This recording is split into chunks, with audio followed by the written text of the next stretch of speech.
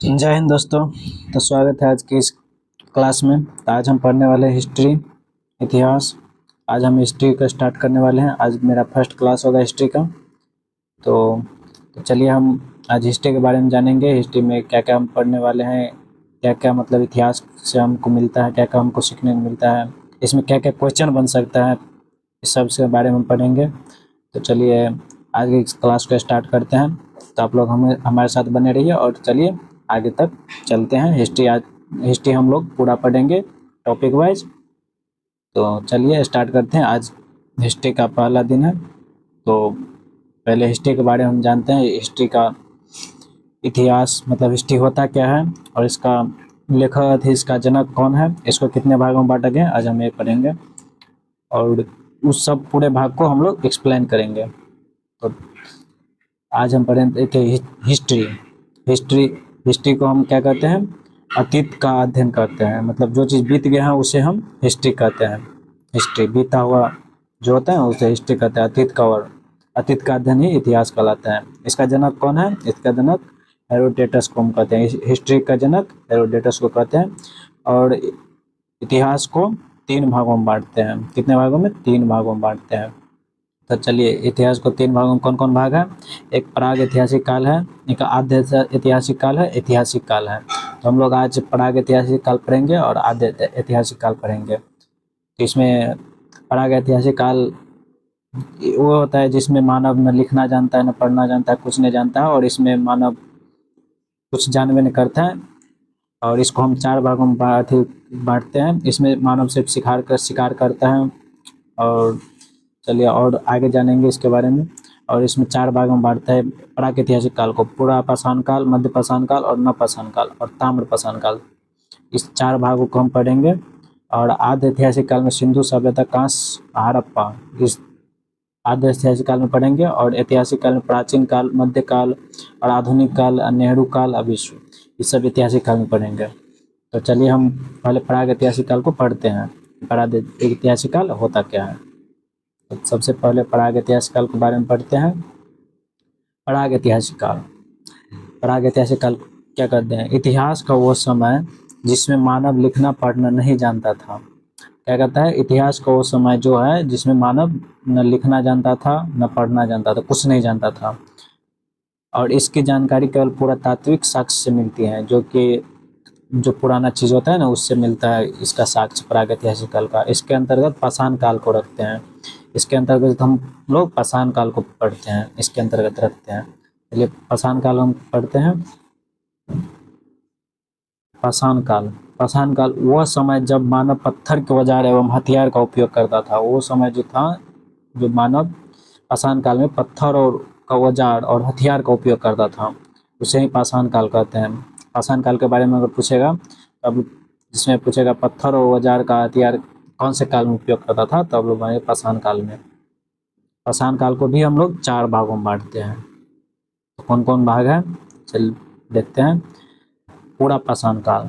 पूरा पाषाण काल यह इतिहास का सबसे प्रारंभिक समय था। इतिहास का सबसे प्रारंभिक समय था पूरा पाषाण काल। इस समय के मानव को आदि मानव कहता था। इस समय के मानव को आदि मानव हम लोग कहते थे। इस समय का मानव खानाबदोश था। खाद्य संग्रह अर्थात उसके जीवन का मुख्य उद्देश्य जानवरों की भांति ही अपना पेट भरना था। इसका मतलब हो गया कि उस समय का मानव खानाबदोश था। खाद्य मतलब संग्रहण के लिए, अर्थात उसके अपने जीवन में मुख्य उद्देश्य जानवरों की भांति ही उसका पेट भरना था। इस समय के मानव की सबसे बड़ी उपलब्धि आग की खोज थी। आग की खोज कब किया गया था? पूरा पाषाण काल में। आप लोग पूछ जाएगा कि आग की खोज कब किया गया था? पूरा पाषाण काल में आग की खोज पूरा पाषाण काल में हो गया था। चलिए तो पूरा पाषाण काल में आग की खोज हुआ था। सेकंड, मध्य पाषाण काल। मध्य पाषाण काल में क्या क्या हुआ था देखते हैं। यह पूरा पाषाण काल के बाद का काल है। यह पूरा पाषाण के बाद का काल है, काल था, एक काल होगा। इस समय मानव के हथियार छोटे आकार के थे। जब ये पूरा मध्य पाषाण काल में मानव का हथियार कैसा होता था? छोटे आकार का होता था। इस समय के मानव की सबसे प्रमुख कार्य अंत्येष्टि, मतलब इस समय मानव अंतिम संस्कार के बारे में कार्यक्रम था। ये सब जान चुका था अंतिम संस्कार के बारे में कि आदमी जब मरेगा तो उसको अंतिम संस्कार किया जाता था। अंत्येष्टि कार्य पूछेगा, अंत्येष्टि कार्य कौन से काल में मतलब कार्यक्रम हुआ था? मध्यपाषाण काल में।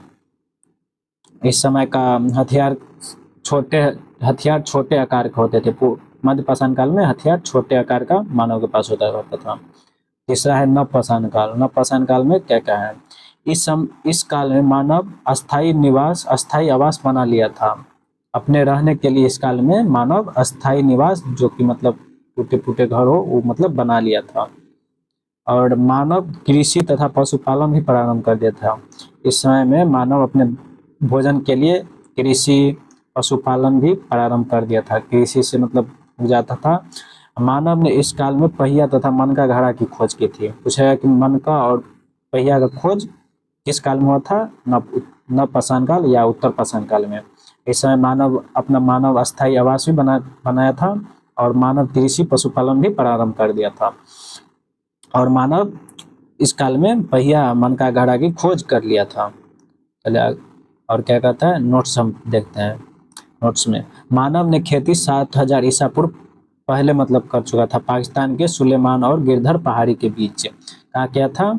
कितने ईस्वी पहले मानव ने खेती स्टार्ट कर दिया था? 7000 ईसा पूर्व पहले। और कौन सा? पाकिस्तान के सुलेमान और गिरधर पहाड़ी के बीच में। पहली कृषि किस चीज का मानव की थी? जौ और गेहूं का। पहली कृषि जौ और गेहूं का मानव ने की थी। मानव द्वारा पाला गया पहला पशु था कुत्ता। पालतू पशु कुत्ता था मानव द्वारा सबसे पहला पशु। कौन था? कुत्ता। इसमें आप लोग पूछेगा कि मानव खेती कहाँ से प्रारंभ किया था? पाकिस्तान के सुलेमान और गिरधर पहाड़ी के बीच से। कब किया था? 7000 ईसा पूर्व। पहली कृषि जो हुआ था वो पहले जौ का और गेहूं का किया था मानव द्वारा पाला गया पहला पशु कौन सा है? कुत्ता। चलिए अगला आगे क्या कहता है? ताम्रपाषाण काल। चौथा आ गया ताम्रपाषाण काल। यह मानव काल का अंतिम समय था। यह मानव काल का अंतिम समय था। इस समय तांबे की खोज हुई थी। ताम्रपाषाण काल इसीलिए बोलते हैं क्योंकि इस समय तांबे की खोज हो गई थी, जिस कारण औद्योगिकरण शुरू हो गया था। और क्या कहता है? इसी औद्योगिकरण का विकसित रूप सिंधु सभ्यता में देखने को मिलता है। इसी औद्योगिकरण के विकसित रूप सिंधु सभ्यता में हमको देखने को मिलता है। तो क्वेश्चन है कि किस काल का मानव आखेट मतलब शिकारी करना जानता था? पूरा पाषाण काल में मानव आखेट मतलब शिकारी करना जानता था। और किस स्थान से पहली बार चावल का साक्ष्य मिला है? इलाहाबाद और कोलडीवा में। किस स्थान से मिला है? इलाहाबाद और कोलडीवा में। चावल का साक्ष्य पूछ देगा किस स्थान से मिला है? इलाहाबाद और कोलडीवा में। चलिए सेकंड है आद्य ऐतिहासिक काल। हम लोग प्राग ऐतिहासिक काल पढ़ लिए हैं और आद्य ऐतिहासिक काल हम पढ़ेंगे। आद्य ऐतिहासिक काल क्या कहता है? इस काल मानव द्वारा लिखी गई लिपि को पढ़ा नहीं जा सकता था। मानव तो लिख पाता था लेकिन पढ़ा नहीं जाता था इसको। और उसमें क्या था? न मानव लिखना जानता था न पढ़ना जानता था। आखेट करता, शिकारी करता था उस टाइम आग की खोज हुआ था, मन का और पहले का खोज हुआ था। आप लोग बताए हैं, सब ध्यान रखिएगा। और इसमें लिखित साक्ष्य मिले हैं। इस काल में लिखित साक्ष्य मिले हैं और इस काल के जानकारी का स्रोत पुरातात्विक साक्ष्य ही है। और इसमें सिंधु सभ्यता को रखते हैं। इसमें सिंधु सभ्यता को हम लोग रखते हैं। इसमें सिंधु सभ्यता को आद्य ऐतिहासिक काल में हम लोग रखते हैं। चलिए सिंधु सभ्यता के बारे में आप जानते हैं। आप लोग आद्य ऐतिहासिक काल में क्या सब जाने? आद्य ऐतिहासिक काल में मतलब मानव ने लिख तो पा रहा था लेकिन पढ़ नहीं पा रहा था। इसका लिखित साक्ष्य प्राप्त हुआ है। इस काल के जानकारी भी पुरातात्विक साक्ष्य से ही प्राप्त होता है। इस काल को हम इसमें हम सिंधु सभ्यता को रखते हैं। तो सिंधु सभ्यता के बारे में जानते हैं। क्या है सिंधु सभ्यता? यह सभ्यता सिंधु नदी के तट पर मिली थी। यह सभ्यता सिंधु नदी के तट पर मिली थी, इसलिए इसे सिंधु सभ्यता कहते हैं। इसकी जानकारी के लिए खुदाई हड़प्पा से हुई थी। इसकी पहली खुदाई हड़प्पा से की गई थी, अतः इसे हड़प्पा सभ्यता भी कहते हैं। क्या कहते हैं? सिंधु सभ्यता का यह सभ्यता सिंधु नदी के तट पर मिली थी, इसलिए सिंधु सभ्यता कहते हैं इसको। इसकी जानकारी के लिए पहली खुदाई हड़प्पा से हुई थी। कहाँ से हुई थी? पहली खुदाई हड़प्पा से। अतः इसे हड़प्पा सभ्यता भी कहते हैं। चलिए, हड़प्पा सभ्यता इसे कहते हैं। और जानते हैं इसके बारे में, सिंधु सभ्यता की जानकारी चार्ल्स मैसन ने दिया था। कौन दिया था सिंधु सभ्यता की जानकारी? चार्ल्स मैसन ने। सिंधु सभ्यता 13 लाख वर्ग किलोमीटर में फैली है। कितनी वर्ग किलोमीटर में फैली है? 13 लाख वर्ग किलोमीटर में। सिंधु सभ्यता का नामकरण जॉन मार्शल ने किया था। कौन किया था सिंधु सभ्यता का नामकरण? जॉन मार्शल ने। सिंधु सभ्यता की पहली खुदाई दयाराम साहनी ने की थी। कौन की थी? दयाराम साहनी ने सिंधु सभ्यता की पहली खुदाई की थी। और कब किया था? 1921 में। सिंधु सभ्यता का आकार कैसा है? त्रिभुजाकार है। सिंधु सभ्यता का आकार त्रिभुजाकार है। सिंधु सभ्यता विश्व की पहली शहरी सभ्यता थी। सिंधु सभ्यता विश्व की, क्या कहते हैं? विश्व की पहली शहरी सभ्यता थी। क्या थी? शहरी सभ्यता। और सिंधु सभ्यता आकार त्रिभुजाकार है। इसकी पहली खुदाई दयाराम साहनी ने की थी। याद रखिएगा आप लोग, क्योंकि कहीं कहीं ऑब्जेक्टिव आ जाता है। इसका विकास 2500 ईसा पूर्व से 1750 ईसा पूर्व तक हुआ था। कब तक हुआ था इसका विकास सिंधु सभ्यता का? 2500 ईसा पूर्व से 1750 ईसा पूर्व तक हुआ था। इसके हम थे जानते हैं कहाँ कहाँ इसमें उत्तर दक्षिण पूर्व में कहाँ कहाँ फैला हुआ था। उत्तर में कहाँ था? चेनाब नदी के उत्तर में मांडा था, पूर्व में आलमगीरपुर था, पश्चिम में सुतका के डोर था, और दक्षिण में क्या था? दैमाबाद था। तो इसके नदी कौन कौन था? उत्तर में चेनाब नदी के किनारे कौन था? मांडा था। और पूर्व में आलमगीरपुर किन से नदी का किनारे था? हिंडन नदी के किनारे। और दक्षिण में दैमाबाद परवाड़ा नदी के किनारे था। और पश्चिम में सुतका का डोर दासक नदी के किनारे था। ये आप लोग चित्र याद रखिएगा कि कहाँ से कहाँ मतलब हुआ था, उत्तर दक्षिण पूर्व पश्चिम में। तो मांडा चेनाब नदी, उत्तर में मांडा चेनाब नदी, दक्षिण में दैमाबाद परवरा नदी। उत्तर में मांडा चेनाब नदी और दक्षिण में दैमाबाद परवाड़ा नदी। अब पश्चिम में सुतका का डोर दशक नदी और पूर्व में आलमगीरपुर हिंडन नदी के पास।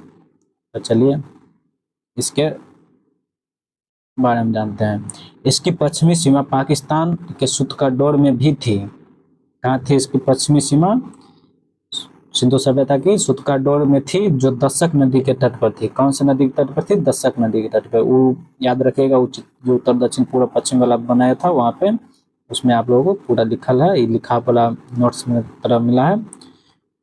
तो इसमें क्या कह रहा है कि इसकी पश्चिमी सीमा पाकिस्तान के सुतका के डोर में थी, जो दशक नदी के तट पर था। इसकी पूर्वी सीमा उत्तर प्रदेश के आलमगीरपुर में थी, जो हिंडन नदी के किनारे थी। इसकी पूर्वी सीमा कहाँ थी? आलमगीरपुर, जो हिंडन नदी, कौन सी नदी किनारे? हिंडन नदी के किनारे थी। और आलमगीरपुर स्थान कहाँ है? उत्तर प्रदेश में। और तीसरा पॉइंट है, इसकी सीमा उत्तरी मतलब उत्तर में कश्मीर के मांडा, उत्तर में कश्मीर कौन था? मांडा था। मांडा चेनाब नदी के तट पर है। उत्तर में कश्मीर के मांडा चेनाब नदी के तट पर है। और फोर्थ है, इसकी सीमा दक्षिणी सीमा, इसकी दक्षिणी सीमा कहाँ लगता था? महाराष्ट्र के दैमाबाद, और नदी कौन था? परवारा नदी के तट पर। इसके दक्षिण में सीमा कहाँ लगता था? महाराष्ट्र के दैमाबाद में परवाड़ा नदी के तट में लगता था। तो आप लोग हो गया। तो आज के लिए बस इतना ही। आप लोग ये याद रखिएगा, इसमें उत्तर पूर्व पश्चिम और सिंधु सभ्यता का खोज किसने की थी? पहली खुदाई दयाराम साहनी ने की थी। सिंधु सभ्यता का नामकरण जॉन मार्शल ने दिया था। और हम इसके उत्खनन से जितने भी मिले हैं, जैसे मोहनजोदड़ो, धौलावीरा, चनहुद्रो, कालीबंगा, ये सब मिले हैं इसके खनन से। तो हम इसके उत्खनन से जो भी चीज़ मिला है और जितने भी इसमें से स्थान प्राप्त हुए हैं वो हम कल पढ़ेंगे। कल नेक्स्ट इसमें सिंधु सभ्यता को हम लोग ख़त्म करेंगे। इसमें से कौन कौन सा हड़प्पा निकला था, मोहनजोदड़ो था, धौलावीरा था, चनहुद्रो था, कालीबंगा था, इस सब के बारे में हम कल पढ़ेंगे। इस सब को खुदाई से हम लोग क्या सब प्राप्त हुआ था, इस सब से एग्जाम में क्वेश्चन आ जाता है कि हड़प्पा में से हमको क्या सब प्राप्त हुआ था उसके उत्खनन से। ये सब हम पढ़ेंगे कल इसके बारे में। तो तब तक के लिए आप लोग इतना रेडी रखिए, इतना पढ़ लीजिए, और कल नेक्स्ट टॉपिक हम नेक्स्ट लेंगे, नेक्स्ट वीडियो, नेक्स्ट क्लास में हम लोग बताएंगे सिंधु सभ्यता से उत्खनन से जो चीज़ प्राप्त है उस चीज़ के बारे में। तो चलिए आज के लिए बस इतना ही, तब तक के लिए जय हिंद जय भारत। आप लोग अपना ख्याल रखिए।